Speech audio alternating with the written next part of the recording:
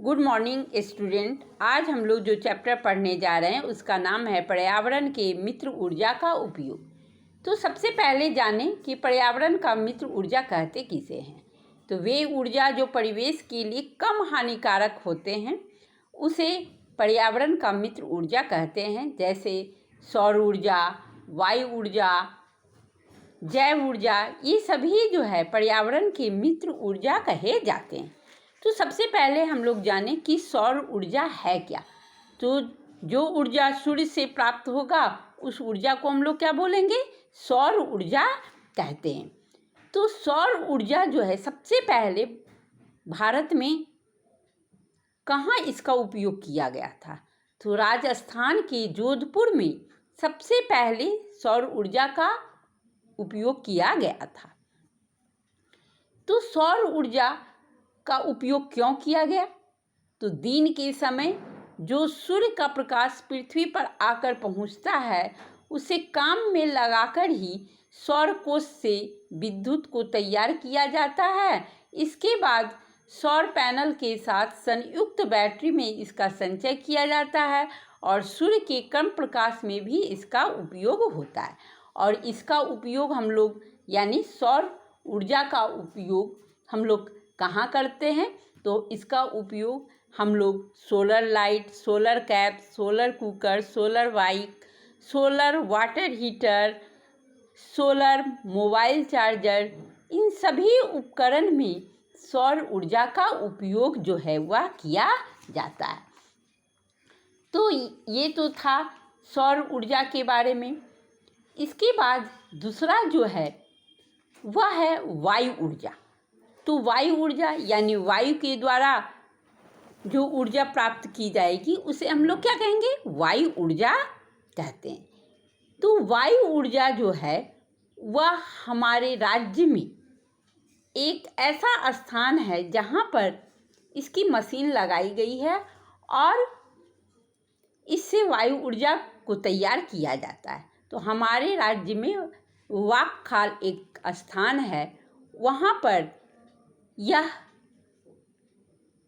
उपकरण के द्वारा, यह पवन चक्की है, इसके द्वारा वायु ऊर्जा प्राप्त किया जाता है। यानी इस चक्की को तेज गति के साथ चलाया जाता है और इससे हम लोग विद्युत का निर्माण करते हैं।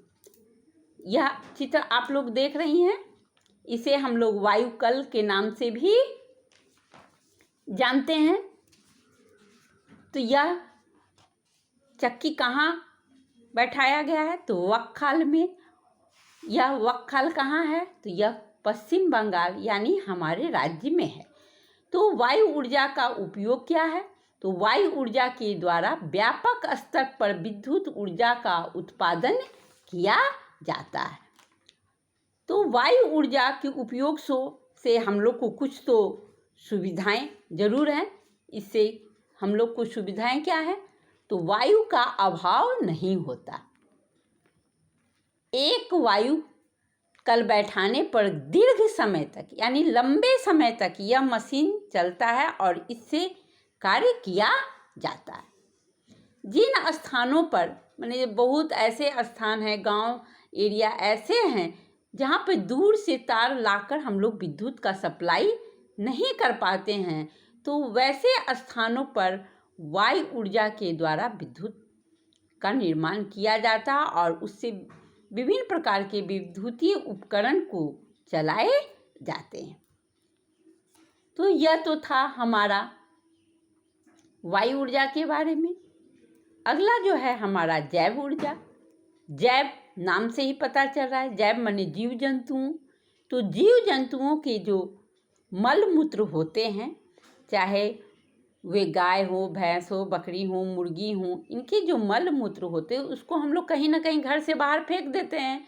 और जब घर से बाहर फेंक देते हैं तो उसके मल मूत्र से गैस निकलता और उस गैस से जैव ऊर्जा की उत्पत्ति की जाती है। यानी पालतू पशुओं के मल को हम लोग क्या करते हैं, एक गड्ढे में जमा करते हैं और जमा जब करते हैं तो उसको जब सराते हैं, जमा करेंगे तो कुछ समय के बाद वह मलमूत्र सरेगा, उससे गैस उत्पन्न होता है और उसी गैस से जैव गैस और बायोगैस का निर्माण किया जाता है। तो जैव ऊर्जा जो है यह किससे प्राप्त होते हैं? तो ये पशुओं के मल मूत्र से इस ऊर्जा का निर्माण किया जाता है। यानी जैव उत्सर्जी पदार्थ द्वारा उत्पन्न ऊर्जा को हम लोग क्या बोलेंगे? जैव ऊर्जा कहेंगे।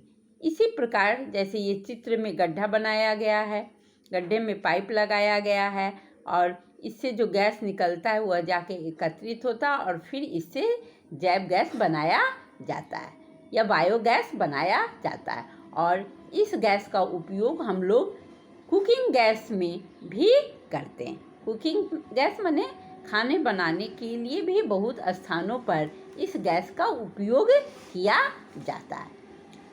तो अब सवाल उठता है, अभी तो ये हम विभिन्न प्रकार के ऊर्जा के बारे में पढ़े जिससे पर्यावरण, ये सभी ऊर्जा जो है ये पर्यावरण को हानिकारक नहीं पहुंचाता है। लेकिन अब सवाल उठता है कि ऊर्जा जो है कहाँ से प्राप्त होता है, ऊर्जा के स्रोत क्या हैं? तो ऊर्जा के दो स्रोत हैं, एक प्रचलित ऊर्जा और दूसरा अप्रचलित ऊर्जा। यानी प्रचलित में कोयला, खनिज तेल और अप्रचलित में जो अभी मैं बतलाई सौर ऊर्जा, वायु ऊर्जा और जैव ऊर्जा के द्वारा ऊर्जा की प्राप्ति की जाती है। तो ऊर्जा के बारे में हम लोग पढ़ रहे हैं तो हम लोग यह भी जाने कि ऊर्जा है क्या, ऊर्जा कहते किसे हैं? तो कार्य करने की क्षमता को हम लोग ऊर्जा कहते हैं। कार्य करने की क्षमता को हम लोग क्या बोलेंगे? ऊर्जा कहते हैं। और ऊर्जा जो है 8 प्रकार का मुख्यतः होता है। सबसे पहला यांत्रिक ऊर्जा। यांत्रिक ऊर्जा भी 2 प्रकार का होता है, गतिज ऊर्जा और स्थितिज ऊर्जा। उसके बाद ताप ऊर्जा, विद्युत ऊर्जा, ध्वनि ऊर्जा, प्रकाश ऊर्जा, चुंबकीय ऊर्जा, रासायनिक ऊर्जा और जीवाश्म ऊर्जा। इस प्रकार के ऊर्जा अनेक प्रकार के होते हैं, लेकिन अभी आपके सिलेबस में सभी ऊर्जा को डीप में नहीं पढ़ना है, कुछ ऊर्जा के बारे में पढ़ना है। जैसे हम लोग यहाँ देख रहे हैं चित्र में ताप ऊर्जा। तो ताप ऊर्जा के द्वारा इसका बहुत सारा उपयोग है और इस विभिन्न ऊर्जा पर हम लोग सभी व्यक्ति जो हैं अपना जीवन यापन करते हैं। जीवन यापन माने अपना जीवन को चलाते हैं। जैसे ताप ऊर्जा के द्वारा हम लोग खाना बनाते हैं, स्टीम इंजन चलता है, ईंटें को पकाने में इसका उपयोग होता है, ठंडे से बचने के लिए भी इसका उपयोग करते हैं, विद्युत के उत्पादन में भी करते हैं, कपड़े को आयरन करने में भी करते हैं, मिट्टी के बर्तन को पकाने में भी करते हैं। तो इस प्रकार ताप ऊर्जा का विभिन्न उपयोग है। ताप ऊर्जा के बाद हम लोग पढ़ेंगे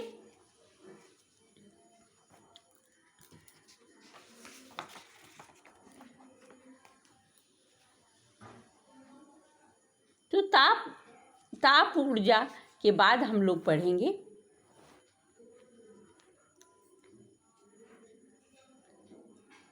कि विद्युत ऊर्जा का क्या उपयोग होता है। विद्युत माने बिजली, विद्युत माने बिजली के नाम से भी हम लोग जानते हैं। तो इसका उपयोग क्या होता है? हम लोग इसका उपयोग तो जानते ही हैं, विद्युत लाइट जलाने में, जैसे बल्ब, ट्यूबलाइट को जलाने में, पंप चलाने में, जिससे हम लोग पानी को टंकी में भरते हैं, उस मशीन को हम लोग पंप कहते हैं। तो विभिन्न प्रकार के पंप को चलाने में, एक्सरे करने में, ट्राम, रेलगाड़ी या विभिन्न प्रकार के विद्युतीय उपकरण को चलाने के लिए हम लोग विद्युत ऊर्जा का उपयोग करते हैं। अब इसके बाद हम लोग पढ़ें कि जीवाश्म ईंधन क्या होता है। तो जीवों के द्वारा जो जीव जंतु हैं लाखों वर्षों तक जब ये मिट्टी के नीचे दबे रह जाते हैं तो इनसे पेट्रोल, किरासन तेल, कोयला की प्राप्ति होती है, जिसे हम लोग जीवाश्म ईंधन के नाम से जानते हैं। तो जीवाश्म ईंधन का उपयोग क्या है? तो इसका उपयोग हम लोग जनरेटर में डीजल का उपयोग करने में करते हैं। गाड़ी को, विभिन्न प्रकार के गाड़ियों को चलाने के लिए पेट्रोल और डीजल का भी उपयोग होता है। हम लोग जो खाना बनाने के लिए स्टोव का उपयोग करते हैं, वहाँ किरासन तेल के रूप में इसका उपयोग करते हैं। पावर का टीला में डीजल के रूप में इसका उपयोग किया जाता है। तो इस प्रकार जीवाश्म ईंधन जो हैं, इनके विभिन्न उपयोग हैं। तो जनसंख्या की वृद्धि के साथ साथ अनेक प्रकार की समस्या भी हो रही है, जो कि हम लोग इन सभी चीज़ों से अवगत हैं। जैसे जनसंख्या की वृद्धि के कारण खाद्य उत्पादन की समस्या हो रही है, घर के निर्माण में भी, जल एवं परिवहन व्यवस्था में, जीवन के निवास स्थान में भी हमें समस्या हो रही है। इसका मुख्य कारण क्या है? जनसंख्या में वृद्धि। तो ज्वलनशील पदार्थ है क्या? यानी ज्वलनशील पदार्थ यह जीवाश्म ईंधन से ही प्राप्त होंगे। तो जो पदार्थ जलते हैं, जो जीवाश्म ईंधन जल के ताप और प्रकाश उत्पन्न करते हैं, उसे हम लोग ज्वलनशील या जीवाश्म ईंधन कहते हैं। जैसे पेट्रोल, डीजल, केरोसिन तेल, ये सभी जो है ज्वलनशील पदार्थ है। ये सभी क्या है? ज्वलनशील पदार्थ है।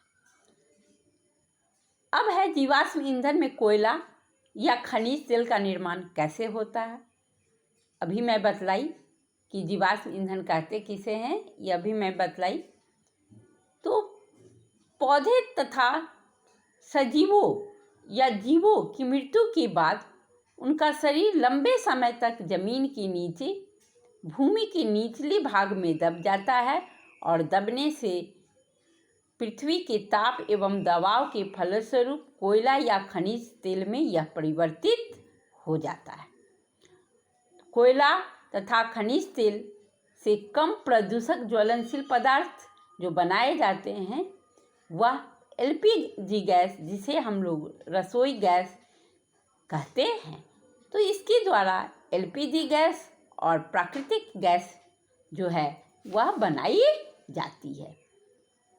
तो अभी जिस प्रकार जनसंख्या की वृद्धि के अनुसार इसका खर्च हो रहा है, तो इसका उपयोग हम लोग 40-50 वर्ष तक कर पाएंगे। उसके बाद यह जीवाश्म जो है वह हमें नहीं मिल पाएगा। जीवाश्म ईंधन की भी कमी धीरे धीरे होने लगेगी। तो इस प्रकार आज यह चैप्टर यहीं समाप्त हुआ। मैं क्लास को यहीं ख़त्म कर रही हूँ। धन्यवाद।